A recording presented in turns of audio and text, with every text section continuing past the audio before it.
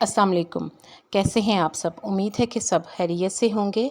आज की वीडियो सर्दियों की सौगात खुशबूदार, लेसदार और मज़ेदार पाई बनाने की टिप्स के बारे में है।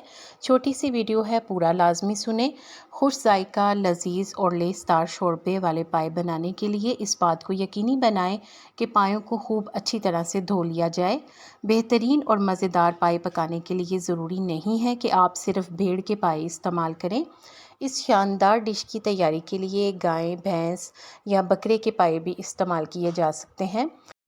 सर्दियों के मौसम की इंतहाई मकबूल और मज़ेदार डिश को पकाने का अमल थोड़ा मेहनत तलब तो होता है, लेकिन इसके नतीजे में बनने वाली डिश को खाने वाले उंगलियां ही चाटते रह जाते हैं। पायों को अच्छी तरह से साफ़ करने के लिए इन पर आटे की बूसी लगा कर रखें और फिर कुछ देर बाद मलकर साफ़ कर लें। इस अमल से पायों से आने वाली नागवार महक भी नहीं आएगी। पायों का सालन बनाने के अलावा इनका सूप और यखनी भी बनाई जाती है। पायों का असल मज़ा इनकी लेस और चिपचिपाहट है और इनका बेहतरीन जायका कशीद करने के लिए ज़रूरी है कि इन्हें देर तक पकाया जाए ताकि इनका असल और रोगनी जायका मुस्तहकम हो सके। अब हम पाए बनाने का असल तरीका जानते हैं। एक बड़ी देगची में पाए डालकर ढेर सारा पानी डालें। इसमें बड़ी इलायची, लहसुन, नमक और काली मिर्च डालें और 5 से 6 घंटे के लिए हल्की आंच पर चढ़ा दें। जब पाए गल जाएं तो बड़ी हड्डियों को निकाल लें और छोटी हड्डियां और बड़ी हड्डियों की बोटियां और गूदा मिलाकर एक तरफ रख लें और यखनी को छान लें। फिर एक बड़ी देगची में तेल गरम करें और इसमें प्याज डालकर गोल्डन ब्राउन कर लें।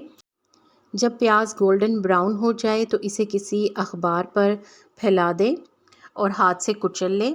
अब तेल में अदरक, लहसुन, धनिया, सुर्ख मिर्च, गरम मसाला, दही और प्याज डालकर मसाला भून लें और पाए डाल दें और फिर इसके बाद यखनी डालकर हल्की आंच पर चढ़ा दें।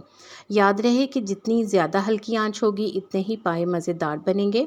15 से 20 मिनट दम पर रख दें। ऊपर से थोड़ी सी कटी हुई अदरक, हरा धनिया, गरम मसाला, नींबू का रस और हरी मिर्च भी डाल दें और जब तेल ऊपर आ जाए तो समझ जाए कि पाए तैयार हैं। इसे गरम गरम नान के साथ इंजॉय करें।